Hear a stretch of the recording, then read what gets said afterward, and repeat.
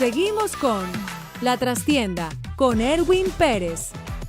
Por Latinísima, aquí hablamos todos.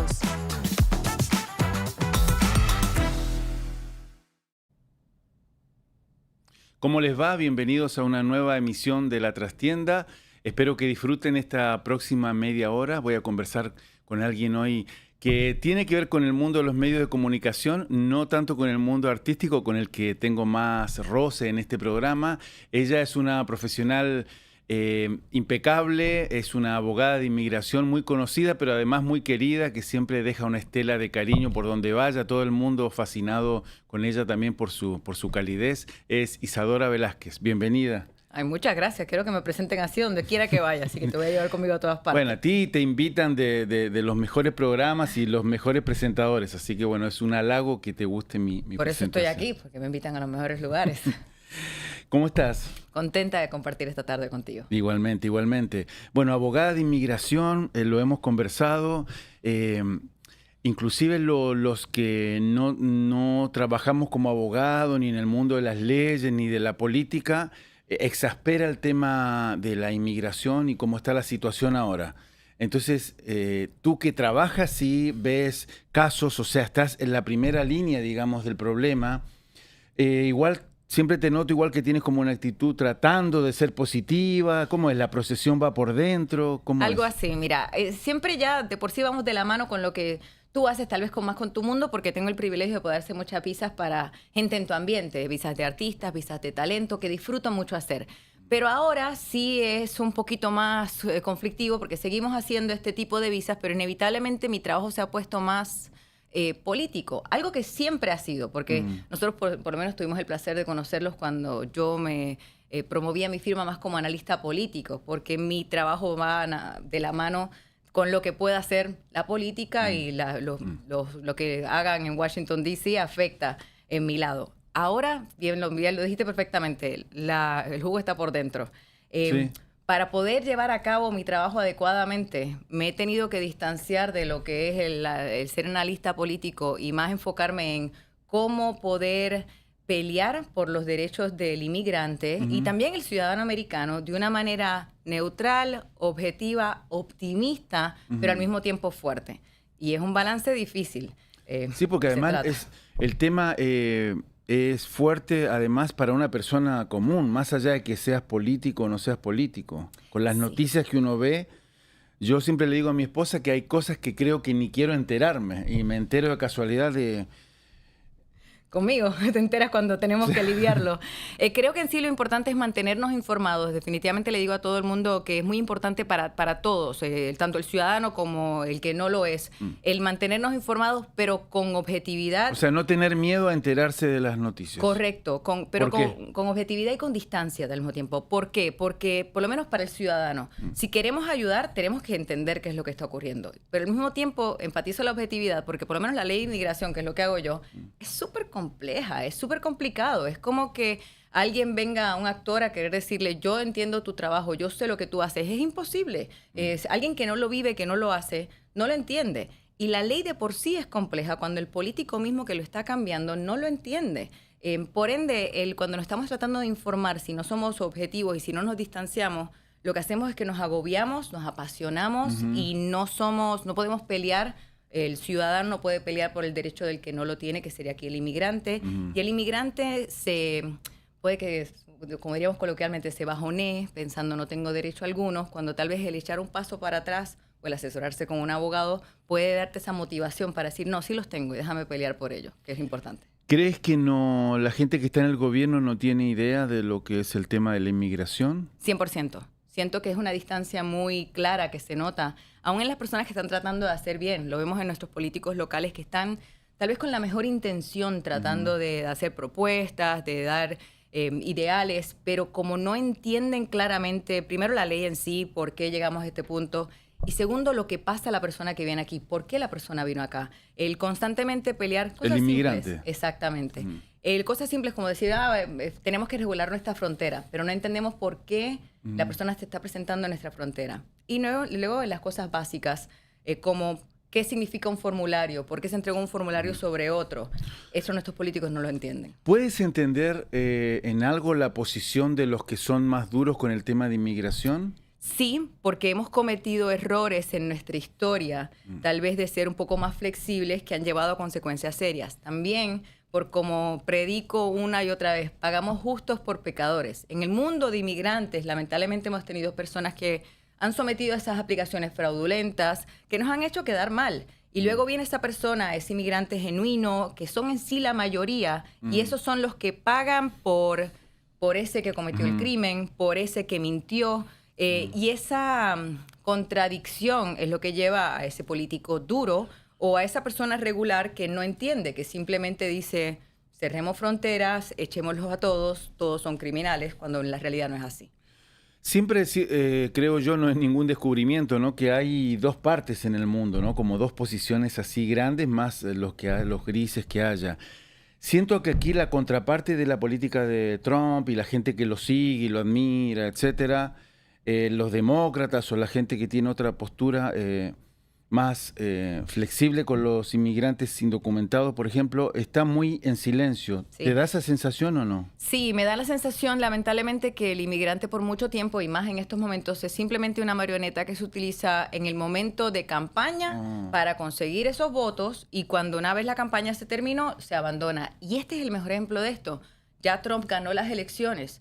El demócrata que necesita ese voto de la persona que apoya la ideología del inmigrante. Está especulando con el tiempo. Simplemente piensa, este no es el momento, no estamos en momento de elecciones, o no lo veo entusiasmado. Entonces me pongo a pensar, ¿qué va a pasar en momento de elecciones? Entonces ahí vamos a ver la política, la politiquería, porque eso es lo que le da el mal sabor, la politiquería, el apoyo al inmigrante que no está en estos momentos, que no es un momento de campaña. Y eso me desilusiona mucho de ambos partidos.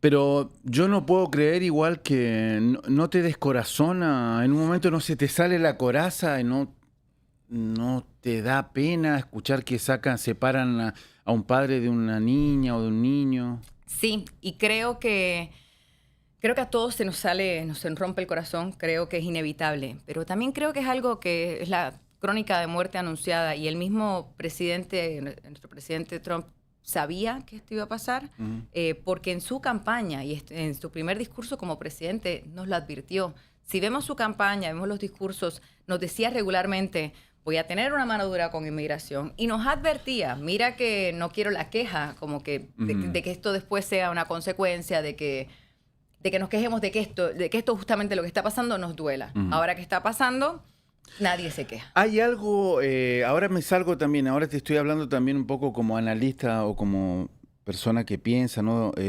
Demócrata. ¿Hay algo antidemocrático en lo que está haciendo Trump o se ha mantenido dentro de los carriles legales? 100% hay algo de antidemocrático, y creo que él mismo lo sabe y lo hemos visto en sus propias entrevistas. La entrevista más obvia fue en la que se le preguntó sobre el proceso de habeas. Para aquellos que no sepan, el proceso de habeas el habeas corpus. Exactamente. Y es el proceso en el cual uno legalmente demuestra, y se aplica no solamente para el proceso migratorio, es simplemente el proceso de la legalidad, demostrar si uno, por ejemplo, cometió un crimen, y en el proceso migratorio sería el proceso de demostrar si uno está aquí en el país legalmente o no, el pelear tu proceso migratorio. Y la manera en la cual él contestó, básicamente argumentando que no era necesario mantener la Constitución, etcétera, da a entender, primero, su desconocimiento, como mencionaba al principio, que no solamente le aplica a él, sino a todos nuestros candidatos que lamentablemente no entienden bien nuestras leyes migratorias y la Constitución en general, pero da a entender que él no se siente como alguien que tiene que seguir las leyes del país. ¿Quién crees que está detrás en esta parte de inmigración? ¿Quién crees que está detrás de Trump? Los abogados de inmigración sabemos que la persona principal en lo que es la reforma migratoria que estamos viendo... No, se llama Stephen Miller. Okay. Fue la misma persona que estuvo en el 2017 en el primer mandato de Trump. Aprendió muchísimo durante dicho mandato y lo vemos. Por ejemplo, la lección principal que aprendió es cómo manejar las cortes. Y es por eso que en ciertas decisiones que hemos visto, particularmente el TPS, por ejemplo, a Venezuela, cómo eliminó el TPS a Haití sin batalla alguna, son lecciones que tuvo en el 2017 que ahora está aplicando en este mandato con muchísimo éxito. Isadora, tú que trabajas con esto todo el día, todos los días, con el tema de inmigración y esta situación, y en Miami, que es un centro tan hispano, ¿no? ¿Qué piensas de los hispanos que apoyan las políticas restrictivas, duras de esta administración? Lo que he notado, y esto no es solamente en los hispanos, porque tengo clientes, por ejemplo, británicos, que también apoyan este tipo de políticas, que somos mucho de apoyarlos hasta que nos toca. Suele ser muy común, y yo por lo menos siempre, obviamente estamos en una democracia y respetamos los ideales de cada persona, pero me parece irónico, porque me falte otra palabra en mi vocabulario, esa consulta constante que se ha vuelto en los últimos meses. La persona que apoya esta mano dura y al mismo tiempo me dice, pero no para mi tío, mi vecino, porque él es bueno, porque él entró legalmente. Recordemos que en estos momentos estamos perdiendo beneficios legales, personas que entraron legalmente al país que ahora están viéndose en proceso de deportación. Él entró legalmente, él está haciendo bien, él no debería ser parte de esta mano dura. No se están dando cuenta que lamentablemente la mano dura no hace excepciones, y esta mano dura en particular que estamos viviendo es una mano dura que está yendo detrás de la persona que está legalmente en los Estados Unidos, que es lo más interesante, la primera vez en mis casi 20 años practicando leyes migratorias que me he visto diciéndole a clientes que me dicen, pero yo tengo un proceso migratorio pendiente, ¿me pueden detener? Y por primera vez le tengo que decir, tal vez sí te puedan detener. Y nunca pensé que tendría que darle la advertencia a alguien en un proceso legal de tal vez tener que tener una detención. Y esa es lo que pienso, el tener el cuidado de entender que uno puede apoyar una mano dura, pero la mano dura es para todos. No simplemente va a ser una excepción por ser tu tío, tu padre o uno mismo, que es lo que hemos visto. Personas que apoyaron la mano dura y ahora se ven con que la mano dura le está afectando directamente. Bueno, hay una invitada aquí de primer nivel, Isadora, porque bueno, sabemos que este tema de la inmigración está tan álgido, no sé, esto es un volcán, Estados Unidos en estos momentos, de alguna manera, los ánimos están muy caldeados, sobre todo con las minorías, con los latinos que están siendo afectados por esta política tan dura del presidente Donald Trump en esta segunda parte, en este segundo mandato. Isadora, ¿me puedes decir así como si fuera una presentación, un bullet point, las 4 o 5 cosas que hace un abogado de inmigración que en tu vida diaria?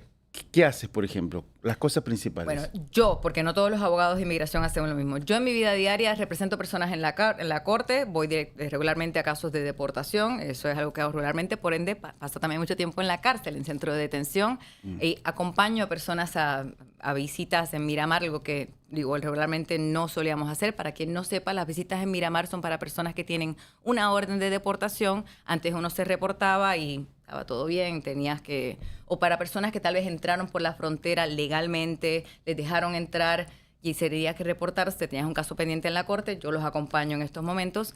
Y la base de mi equipo se encarga de someter aplicaciones.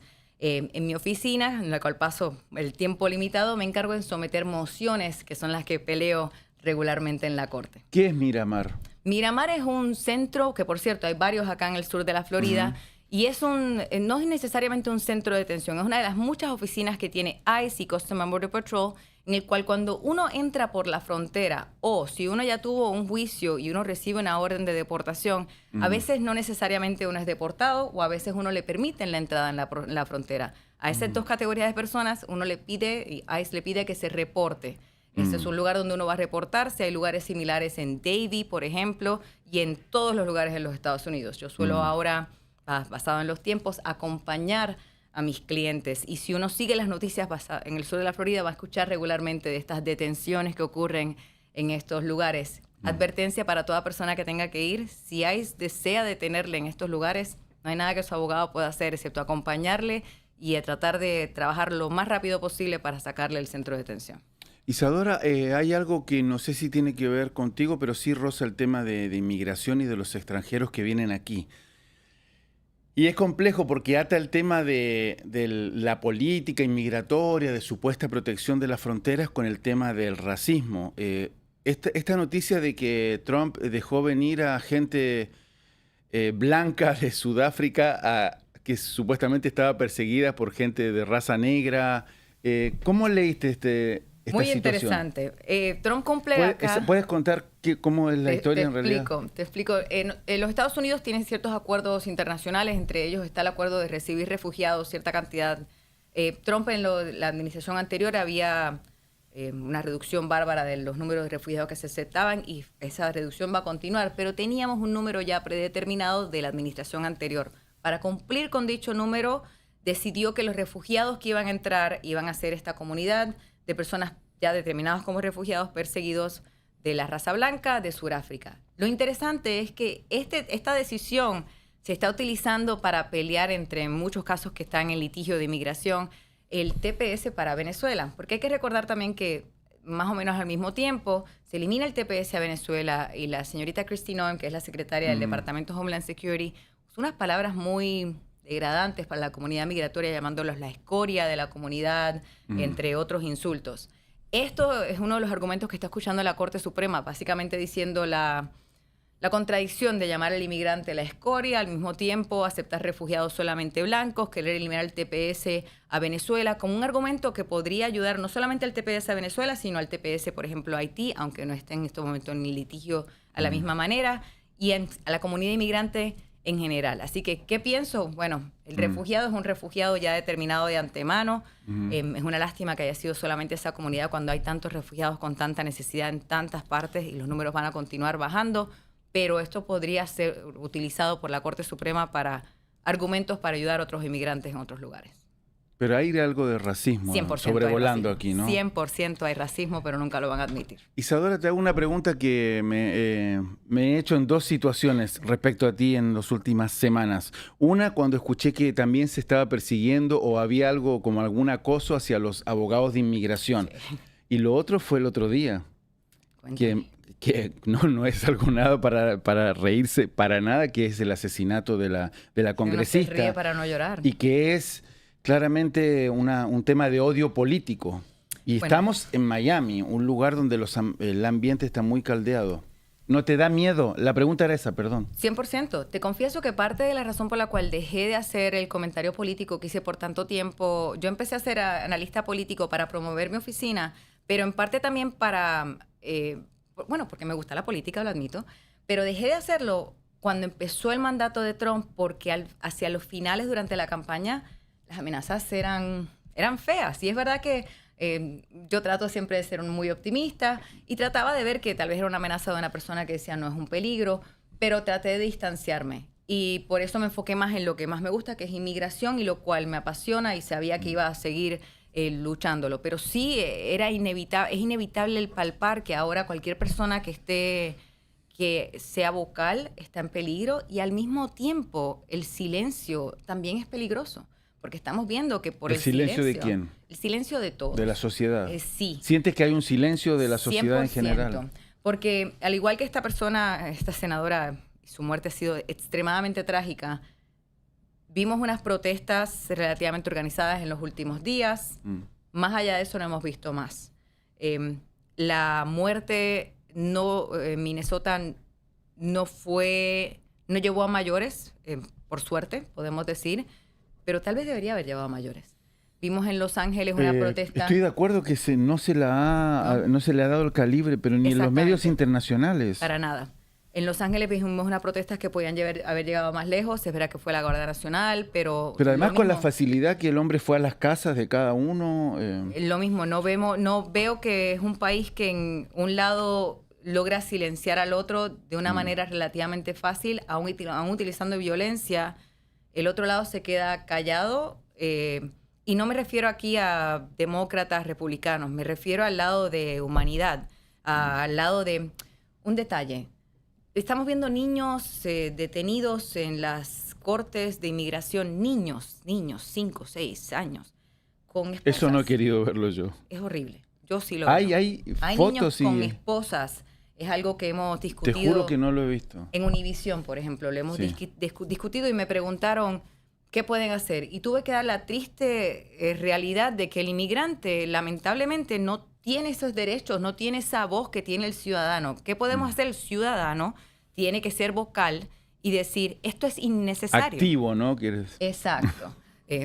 Activo. Y decir, esto es innecesario, esto es un niño, no se va a dar ¿De qué manera puedes decirlo? votando y llamando a nuestros representantes. Te escuché decirlo una vez. Una manera de actuar es llamar a los representantes. Educando ¿Quiénes a los representantes. son los representantes? Por ejemplo, María Elvira Salazar. Exactamente. No tenemos que ir directamente a nuestro presidente, vicepresidente, que tal vez seguramente nos van a ignorar. Podemos llamar al representante local, que depende de nuestro voto para mantener esa silla en el Senado, en el Congreso. Y podemos ir más abajo aún, a nuestro representante en el lado estatal. El que no está en Washington, D.C., también está nuestro voto y ese nos va a representar. Tenemos que exigirle que en la cárcel, que no queremos que Crom tenga Crom es el centro de detención, que tenga una campaña, como acaban de poner una tienda de acampar, para poner más personas detenidas afuera, sin aire acondicionado, afuera. Nuestra alcaldesa recientemente vio las lugares, la manera inhumana en la que los detenidos están allí. Hemos tenido muertes en este centro de detención. Tenemos que alzar la voz. Y no lo estamos haciendo. Igual que tengo miedo, entiendo que no nos podemos quedar callados. A los abogados en particular, lo que se nos ha ocurrido es que el presidente fue muy claro en hacer una notificación en contra de los abogados de inmigración, diciendo que iba a tomar acción si bloqueábamos la ley. Pero en eso, bueno, por algo somos abogados y no estamos bloqueando la ley. Al contrario, estamos promoviendo la ley. Así que aunque tengo miedo de la violencia que se está viendo, me siento confiada en que soy muy buena en lo que hago. Y aparte eres valiente. Sí, por suerte. Isa, quería hablar más cosas así, salirme del tema legal, pero bueno, es imposible. Inevitable. Porque esto es muy, muy grande lo que está pasando. Pero quedan algunos minutos. Te quería preguntar, muchas veces he visto a gente que tiene que ver con el arte, con cualquier disciplina, y siempre es la historia de que de niños le regalaron una guitarra o lo que sea. Un abogado, ¿qué quería hacer cuando era niño? O sea, a los 10 años, ¿cuándo te diste cuenta que te gustaba este mundo? Creo que todos los abogados nacimos peleando. Creo que toda persona que... En la escuela... Sí, todo padre abogado le va a preguntar a sus papás y le va a decir, estará peleona de chiquito. Sí, y mis papás te van a decir exactamente lo mismo. Yo era peleona. Y la inmigración es porque, confieso, cuando me mudé a Miami, yo estudié en la Universidad de Miami, miré alrededor y dije... en Puerto Rico yo no apreciaba lo que vivía la comunidad inmigrante, que típicamente es dominicana, y yo no lo apreciaba. ¿En Puerto Rico? Sí, en Puerto Rico no entendía. Y eso que mi mamá es venezolana y es inmigrante técnicamente. Yo no lo entendía hasta que me mudé. O sea, el tema no te tocaba, o sea, yo sabía que quería tal vez ser abogada. Entonces eres comprensiva a veces con gente del país, de Estados Unidos, que es un poco indiferente a nuestro tema, sobre todo los que no son latinos ni de minorías. Soy comprensiva con la ignorancia, 100%. Soy comprensiva con la ignorancia porque la viví. Y la viví con una madre inmigrante. Mi mamá, siendo venezolana, viviendo en Puerto Rico, yo no entendía que mi mamá era inmigrante, yo no lo entendía, y no fue hasta que me mudé a Venezuela que de momento entendí chistes, tal vez comentarios que nunca entendí viviendo con ella allí.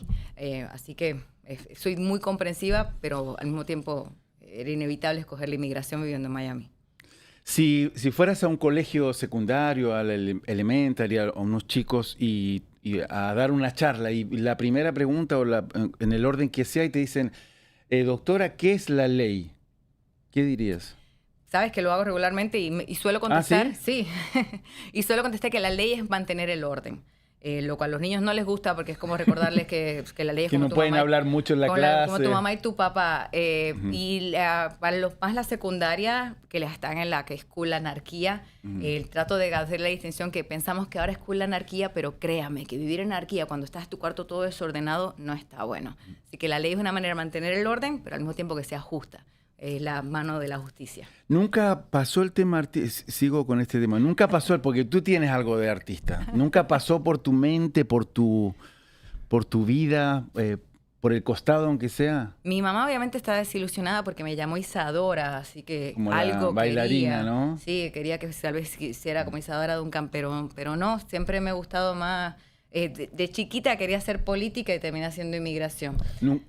¿No querías ser de niña bailarina de Ricky Martin o de Chayanne? No, ¿sabes? Cuando era chiquita bailaba ballet y era muy mala y yo pensé que era buena hasta que un día me pusieron a bailar a mí sola vestida de abejita y yo pensé que la hacían porque yo era la estrella. No, la hacían porque no tenía coordinación. Entonces decían, bueno, si ella baila de abejita sola, como que soy diferente. Después de grande me di cuenta que era porque no tenía coordinación. Isa, como para ir terminando, ¿hay posibilidades de que teóricamente en este momento no, según la Constitución, Trump no puede ser reelegido? ¿Hay alguna, aunque sea un 1% de posibilidad de que él haga algo para que eso cambie? Cada vez que digo que no, después algo ocurre con Trump que me asombra. Así que posibilidades... ¿Que te asombra o que te asusta? Las dos.